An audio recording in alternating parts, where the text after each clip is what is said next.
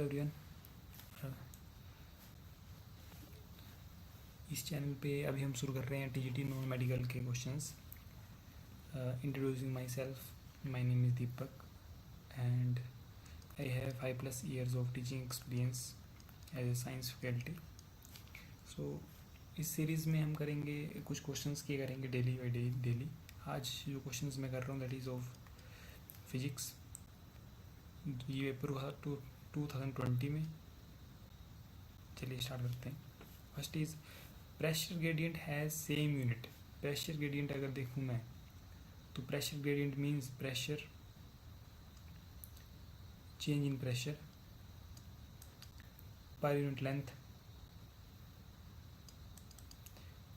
है ना। प्रेशर का अगर मैं फॉर्मूला डिराइव करूँ, प्रेशर का तब का force per unit area means mL/t-2 force का, एरिया का L² और एक L नीचे, और क्योंकि pressure gradient means pressure change per unit length, तो ये बन जाएगा आपका mL-2t-2 mL-2t-2। इनमें से अगर आप देखें तो इनमें से किसी भी ऑप्शन के साथ ये सेम मैच नहीं करेगा। अगर आप वेलोसिटी ग्रेडियंट का निकाल लें, वेलोसिटी पर यूनिट लेंथ, जैसे L/t-1/L, तो ये t-1 बनेगा, मतलब इससे मैच नहीं करेगा। एनर्जी का निकाल लें mL/2t-2 mL/2t-2/L, इससे मैच नहीं करेगा।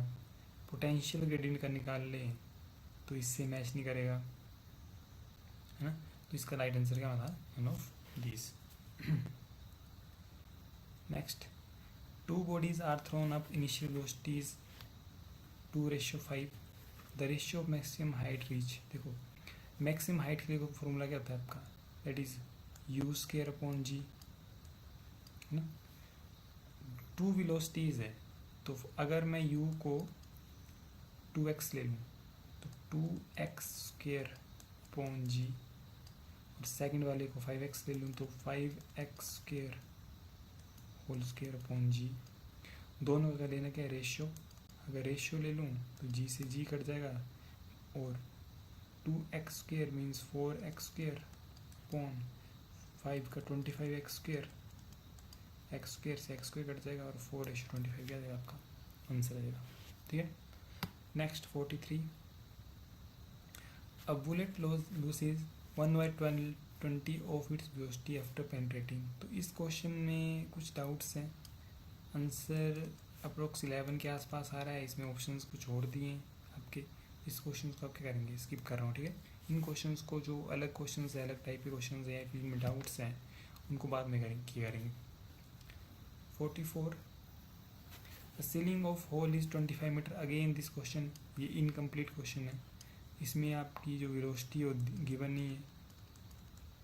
अगर वेलोसिटी गिवन नहीं है तो फिर ये सोल्व करने में बहुत टाइम लगेगा। सोल्व तो हो जाएगा लेकिन बहुत ज़्यादा टाइम लगेगा। इसको भी स्किप करेंगे, इसको भी बाद में करेंगे, ठीक है। इसका राइट आंसर होगा वैसे 100। 45 देखते हैं।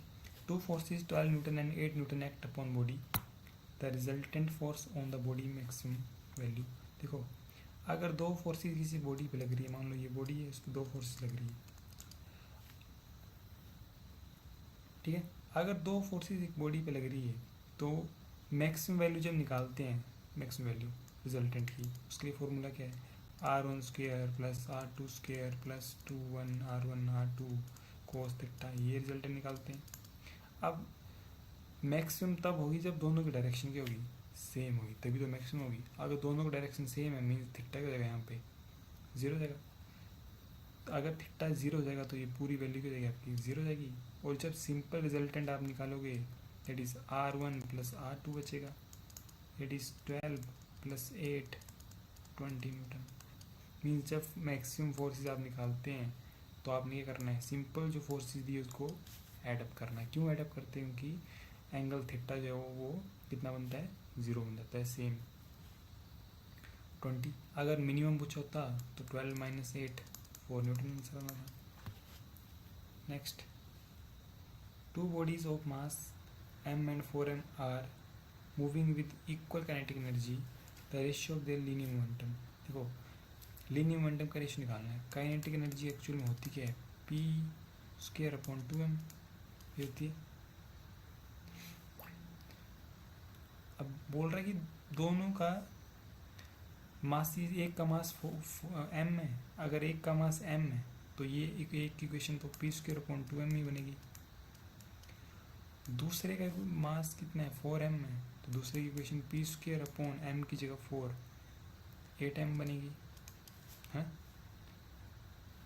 रेशो निकालना है, ratio P square upon 2m first वाली इक्वेशन बनी, और पी स्क्वायर अपॉन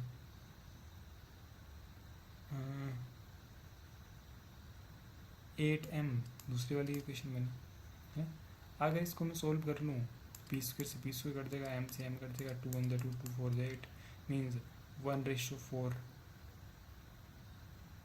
1:4 इसका क्या जाएगा आंसर आएगा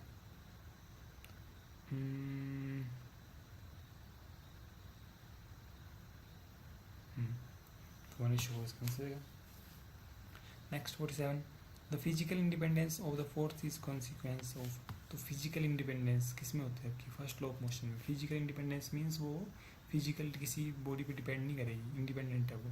मीन्स बॉडी इज मूविंग, है ना, जब तक मूव करती रहेगी तब तक उसमें कोई एक्सटर्नल फोर्स न लग जाए, फिजिकली वो कैसी भी उससे मतलब नहीं है। या फिर अगर वो रेस्ट में, तो रेस्ट में रहेगी जब तक उसमें एक्सटर्नल बॉडी लगे, कोई फोर्स लग जाए, मतलब फिजिकली उसमें कोई मतलब नहीं है। तो ये किस में बोलते हैं, फर्स्ट लॉ में बोलते हैं, तो first law of motion.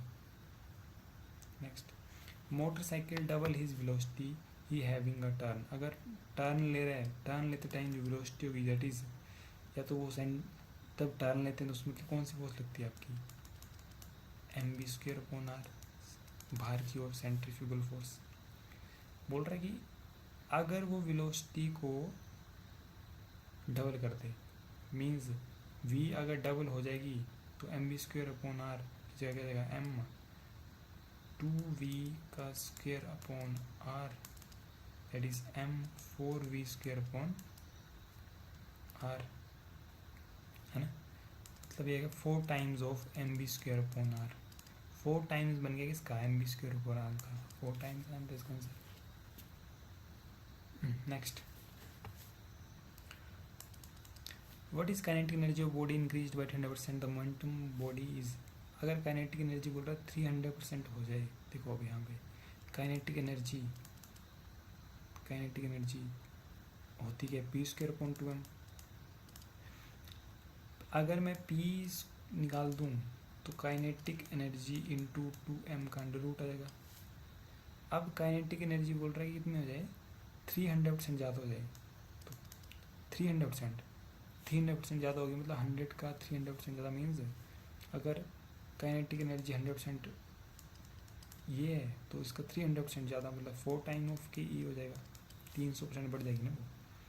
4 time of के ई इंटू 2m का रूट, अगर इसको मैं सोल्व कर लूँ तो ये 4 का 2 हो जाएगा, और under the root of 2m dot K E means यही भी p बन जाएगा, 2 टाइम्स ऑफ p हो जाएगी। पहले p कितना था, उसका 2 टाइम हो गया, मीन्स उसमें 100% इंक्रीज हुआ होगा, तो 49 का ए आंसर हो जाएगा।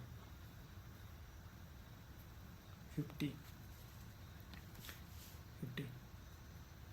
देखो इस वाले क्वेश्चन में एलिवेटर रन बाय केबल्स, एक एलिवेटर जो है केबल से रन कर रहा है कांस्टेंट स्पीड से, तो टोटल वर्क डन, देखो टोटल वर्क डन उसमें कितना होगा, टोटल वर्क डन अगर मैं इसमें निकाल लूँ तो जितना वर्क उसमें टेंशन में प्रोड्यूस हो रहा होगा स्ट्रिंग्स में, उतना ही वर्क mgh के कारण हो रहा होगा, नीचे ग्रेविटी के कारण, mg के कारण, वेट के कारण।